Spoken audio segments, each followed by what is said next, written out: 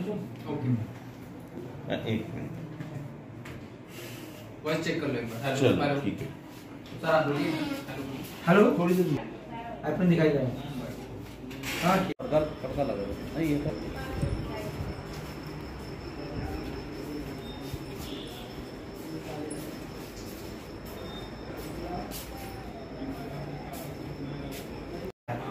कि जैसे जो नहीं जानते ना वो कहते कि डीएम क्या चीजें दे रहे हैं, कहीं ये इतना बड़ा हॉस्पिटल चला रहे हैं, ये सुरमी के अध्यक्ष हैं, ये इसके अध्यक्ष हैं, प्रेस क्लब के अध्यक्ष हैं, संगठन मंत्री ये कैसे हो गए? कभी भी है डॉक्टर साहब। हाँ सुनिए, कहीं सरकारी में इस कमरे में भी बनाना चाहे तो बना सकते हैं,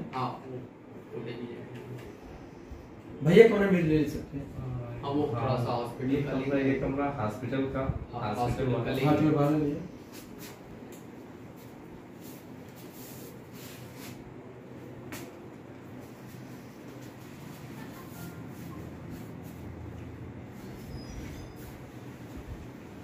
क्या ऐसा अम्बेडकर जी का चित्र यहाँ से निकल गया है, वो चूंकि वो कार्यक्रम जब था तो निकाल भी लगाया नहीं। हाँ ये इधर लगा हुआ है वो ले। हाँ उधर छोटा था, लेकिन पीछे हो गया, पीछे हो गया। नहीं वो नहीं है, यहाँ दूसरा है। बाबू कम लोग बुद्ध का है, बुद्ध का ले लेते हैं। हाँ बुद्ध का।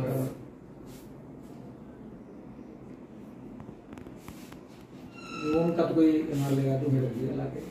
एक मिनट मैं हट जाता हूँ, ये किताबें भी थोड़ा सा ले लीजिएगा। हाँ किताबें ये सब किताबें मेरी पढ़ी लिखी हुई हैं, इसका बना लीजिए। ये सारी पत्रिकाएं हैं जो आपकी, मैं किताबों बहुत शौकीन हूँ जी जी, और तभी तो इतना ज्ञान आता है। बिल्कुल सर बिल्कुल। हाँ, बिना लेकिन पढ़े जो कहाँ पढ़ेगा ज्ञान नहीं वो कुछ नहीं कर पाएगा। बिना पढ़े कहीं कोई की चीजों का ध्यान नहीं आता इंसान को। देखिए अम्बेडकर जी ने यही कहा था ना कि जो पढ़ेगा वही दहाड़ेगा। बिल्कुल। आप शेरनी का दूध जो पढ़ेगा वही। हाँ वो सही बात। देखिए इधर सब अभी लगे ही नहीं।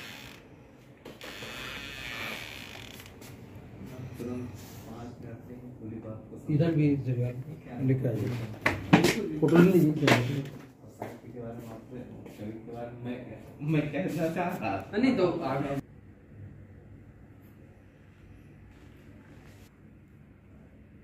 चलेगा कहीं फिर ना जोता तो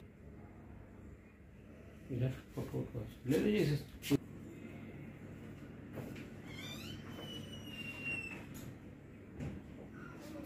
आपका स्वागत है।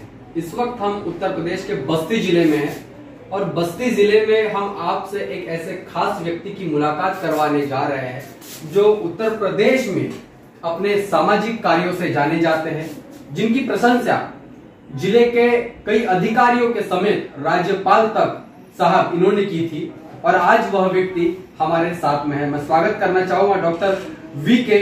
वर्मा साहब का। साहब बहुत बहुत स्वागत है आपका, बहुत बहुत धन्यवाद और जय भीम अपना वक्त देने के लिए।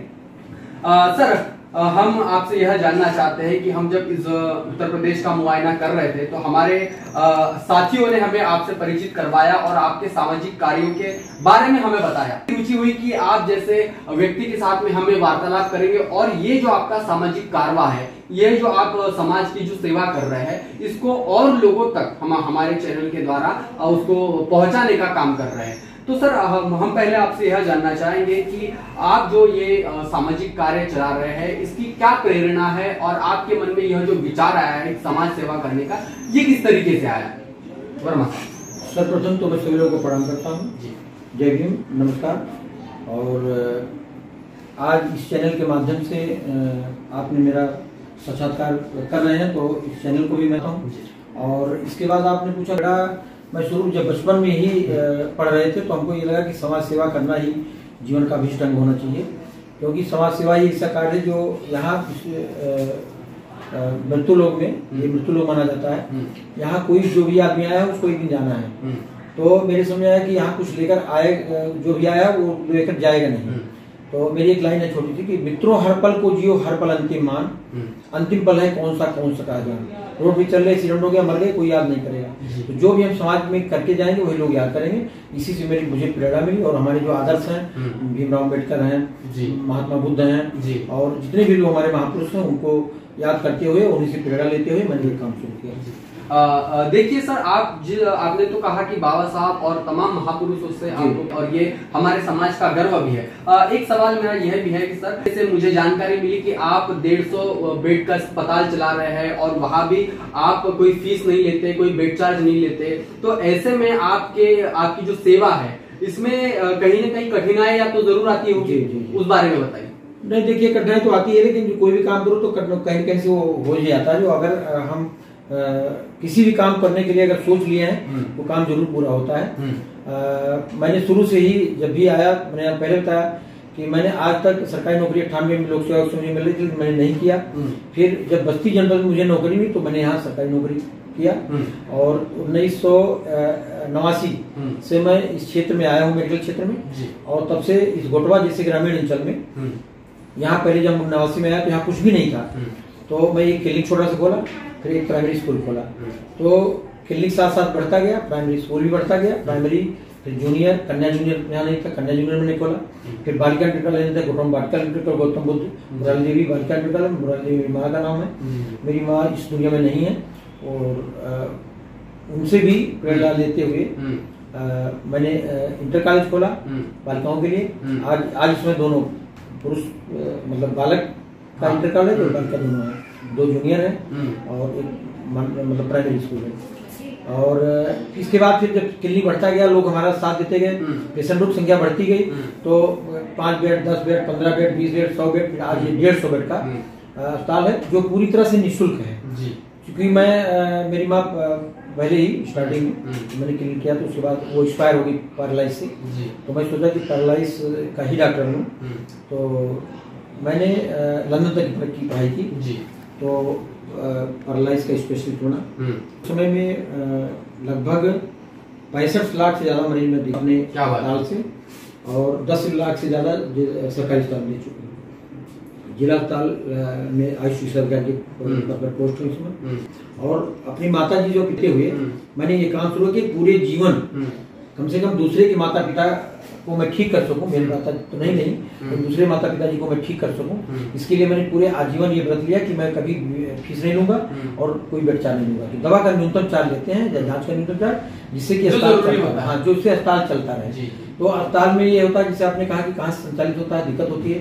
70 का स्टाफ मेरे यहाँ इसमें है, 70 लोगों का वेतन मैं देता हूँ यहाँ से।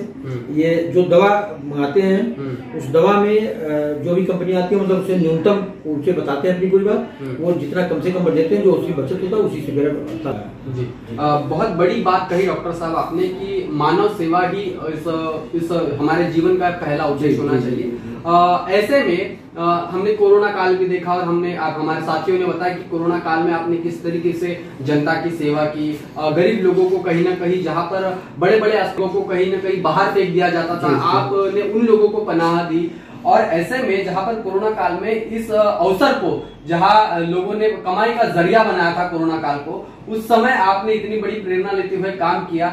ये ख्याल आपके मन में कहां से आया कि ये जो सेवा है इसको निरंतर और जारी रखा जाए? देखिए, कोरोना का ये होता था कि उस समय सारे अस्पताल बंद हो गए थे जी, और बहुत कम ही अस्पताल चल रहे थे, जो चल भी रहे थे वो बहुत ज्यादा लोगों से पैसा ले रहे थे। हाँ, वही। तो मेरे मन में आया कि हम भी कम से कम, उसमें हमारे यहाँ जिलाधिकारी के रूप में आशुतोष निरंजन जी थे, मैंने उनसे जाकर के मिलकर के, ये उसमें हमारा अस्पताल 100 बेड का था, मैंने उनको दान कर दिया। तो मतलब ये अस्पताल आप ले लीजिए, और जो भी प्रयोग करना चाहे वो कर लीजिए, कोई दिक्कत नहीं है हमको।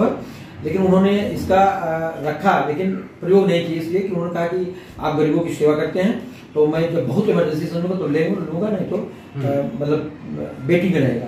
तो उस समय जब लोग 4,000-5,000 रुपया घंटा ऑक्सीजन लेते थे, मेरा बेड आज भी 100 बेड पर ऑक्सीजन है, लेकिन मैं उस समय जो ऑक्सीजन का लागत होता है 100 रुपया घंटा अंदाज करके यही लेता था उस समय, कि कम से कम अस्पताल का खर्चा चलता रहे।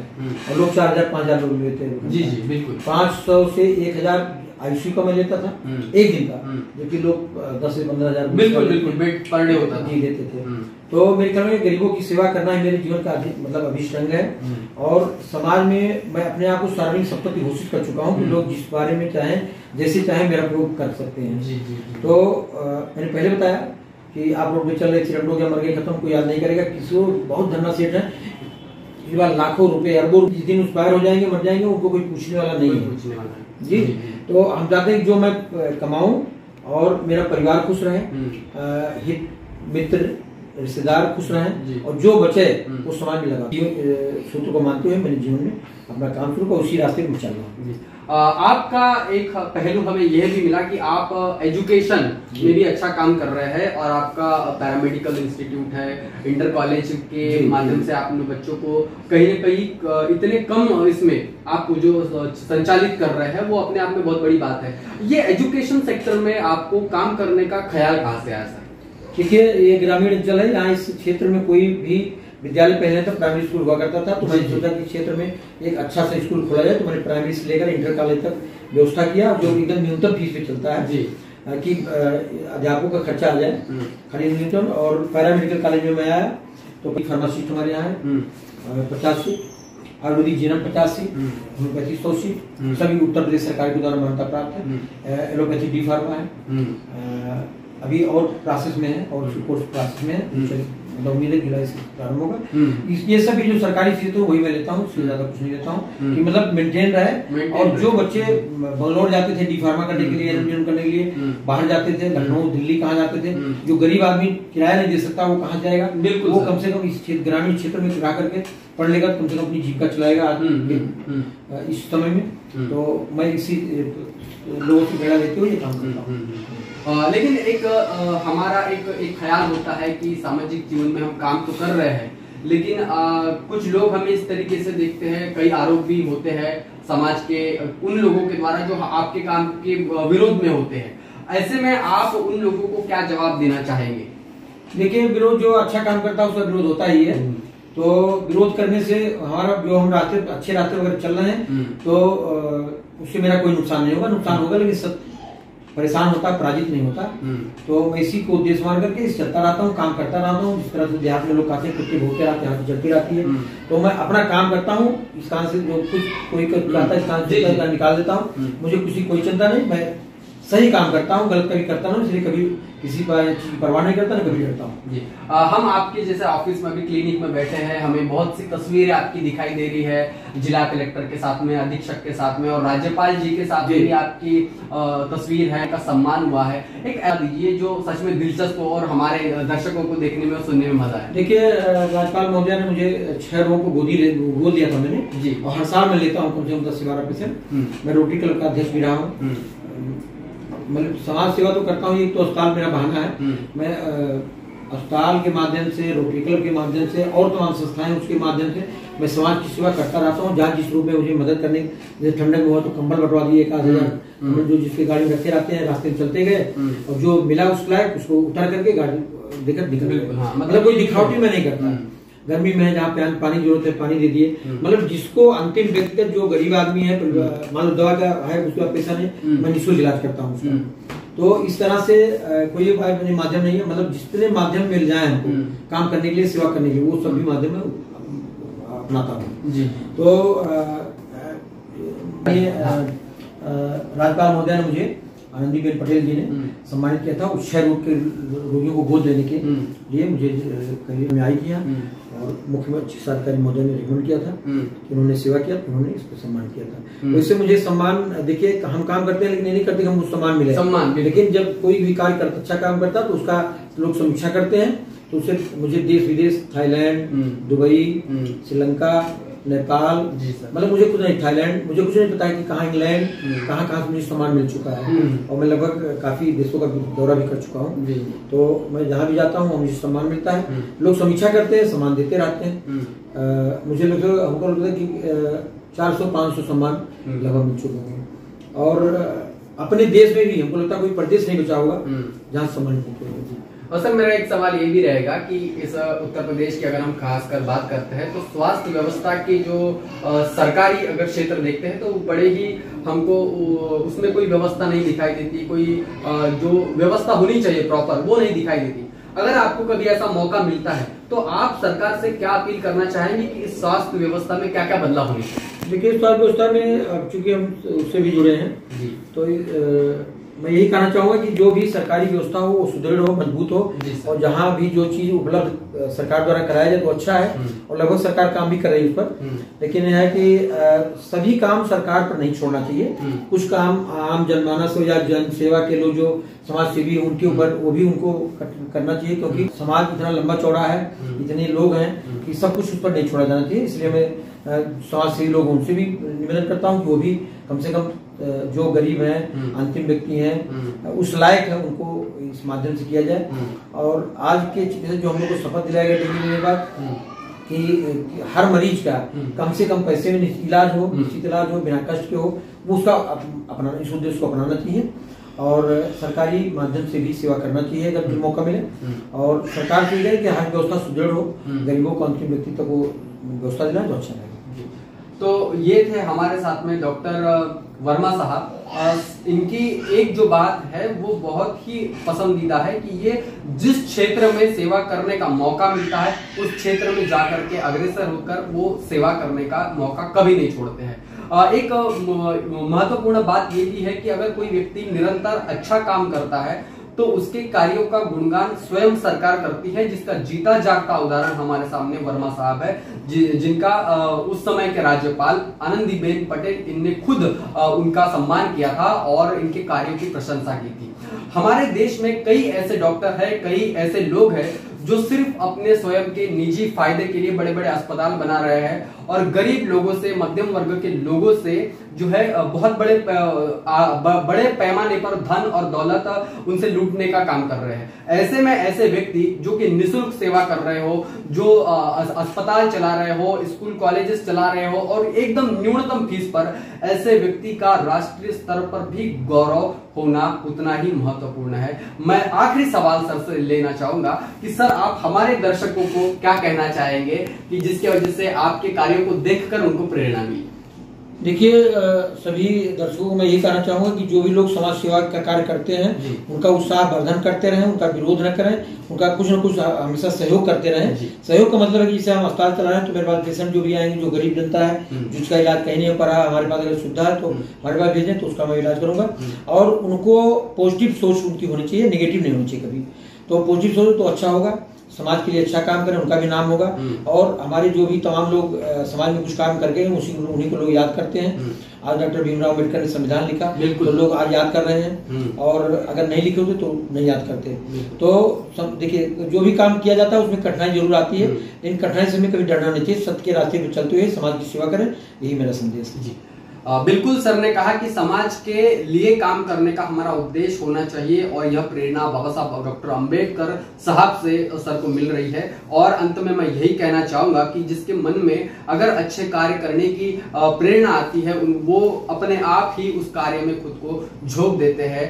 ऐसे में ऐसे वर्मा साहब जैसे डॉक्टर का सम्मान तो होना ही चाहिए, लेकिन समाज ने इन जैसे लोगों से, डॉक्टर साहब जैसे लोगों से आदर्श लेकर उनके कार्यों को सराहना करनी चाहिए। ऐसा ही हम आज के इस एपिसोड में, आवाज विशेष एपिसोड में आपसे कह रहे हैं। डॉक्टर साहब बहुत बहुत धन्यवाद आपका, आपने इतना महत्वपूर्ण वक्त हमारे लिए निकाला और हम ऐसे ही महान विभूतियों से आपको आवाज इंडिया के माध्यम से मिलाते रहेंगे। तब तक के लिए धन्यवाद। जय भीम। जय भीम।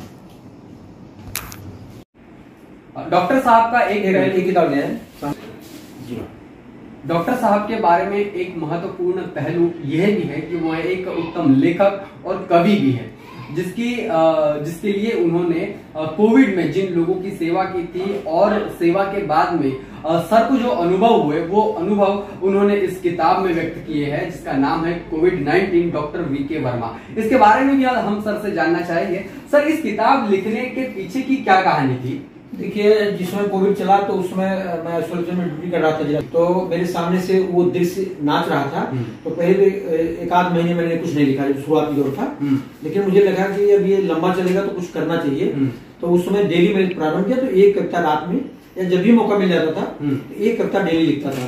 आज ये पुस्तक लगभग हमको लगता है कि 168 पेज की ये पूरी कविता तैयार है। इसमें सब पूरे जब पहला फेज कोरोना खत्म हो गया तब तक की पूरी कहानी पर डे जो होता था वही मैंने इसे क्रमबद्ध किया है। और मेरी लगभग 1 दर्जन से ज्यादा पुस्तकें प्रकाशित हो चुकी हैं। और अभी मैं महात्मा बुद्ध पर खंडकाव्य लिखा हूँ, वो फराक प्रकाशन दिल्ली में छप रही है, गुरुता 15-20 दिन में आ जाएगी। और अभी इस समय वर्तमान में पर्यावरण पर लिख रहा हूँ जी। सर जैसा हमको जैसा पता चला कि आप लेखक हैं और कवि भी है, तो हम आपसे कोई एक कविता सुनना चाहेंगे जो हमारे दर्शकों के लिए और हमारे लिए भी। देखिए, कविता तो मैंने लगभग 10,000 लिखे होंगे, तो ये 10 ज्यादा पुस्तक प्रकाशित होती है, लेकिन एक छोटी सी कविता जो प्रेरणादायक है जी, आम जनमानस के लिए अच्छा रहेगा, तो उसके लिए मैं कविता पढ़ दे रहा हूँ कि बीमारी का करो निदान जी, बीमारी का करो निदान, सदा स्वास्थ्य पर दो तुम ध्यान। बीमारी का करो निदान, सदा स्वास्थ्य पर दो तुम ध्यान। सूर्योदय से पहले उठना, सूर्योदय से पहले उठना, खुली हवा में सदा टहलना। प्रातः काल करो स्नान, प्रातः काल करो स्नान। करो समय से नित जलपान, करो नित्य घर आंगन साफ। पुण्य कमाओ करो न पाप, अधिक न जागो अधिक न सोओ। वक्त कीमती इसे न खो। वर्मा करो रोज व्यायाम, और करो नित्य प्राणायाम। भोजन करो सदा सुपाच, विद्या करो हृदय में ग्राह्य। विद्या करो हृदय में ग्राह्य, करो बड़ों का तुम सम्मान। सदा स्वास्थ्य पर दो तुम ध्यान, सदा स्वास्थ्य पर दो तुम ध्यान। वाह, बेहतरीन बेहतरीन। इस तरीके की जो कविताएं हैं, जो रचनाएं हैं, जो बहुत स्टडी करते हैं, जो बहुत साहित्यिक होते हैं, वही लिख पाते हैं। और आप बेशक साहित्यिक है और अच्छे कवि है। और हम आपसे यही जानना चाहेंगे कि साहित्य के बारे में आपकी जो रुचि है वो किस तरीके की थी। देखिए, मैं इंटर कॉलेज में पढ़ रहा था, तो उस समय कक्षा 11 में तो हमारे एक पत्रिका जो वार्षिक छपती है विद्यालय में, उस पत्रिका उस समय छप रही थी। तो प्रिंसिपल साहब ने कहा, सारे बच्चों को सूचना दिया कि इसमें जो भी अपना कविता ले कहानी जो लिखे वो आप लिख सकते हैं। जी जी। तो मैंने शुरुआती में एक कविता लिखा कि जाड़ा आई बड़ी शान से, बीत गई बरसात है, दिन होता है छोटा देखो भारी होती रात है।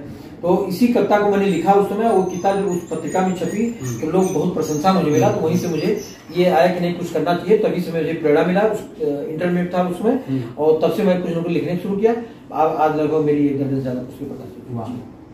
क्या कहा जाए डॉक्टर साहब के बारे में, जो डॉक्टर तो है ही, समाज सेवी है ही, लेकिन एक उत्तम लेखक और कवि भी है, जिसका उदाहरण आपने तो अभी देख ही लिया कि दर्जन भर से ज्यादा पुस्तकें हैं। महात्मा आकाशवाणी से, दूरदर्शन से, गोरखपुर से, मऊ से, फैजाबाद से, बस्ती से, जहाँ भी मेरा लगभग सैकड़ों बार प्रसारण भी हो चुका। वाह वाह वाह। तो सैकड़ों बार इनका प्रसारण हो चुका है। और ऐसे व्यक्ति जो कि हर क्षेत्र में इनका योगदान है, और ऐसे आज समाज का हीरा जिसको हम कह सकते हैं, आज हमारे बीच में है। अपना बहुत बहुत महत्वपूर्ण वक्त देने के लिए डॉक्टर साहब आपका बहुत बहुत धन्यवाद। और इस तरीके से आवाज इंडिया के माध्यम से हम ऐसे महान विभूतियों को आपके साथ में हम मिलाने की कोशिश करते हैं, आवाज विशेष के माध्यम से। आप देखते रहिए आवाज इंडिया टीवी। धन्यवाद।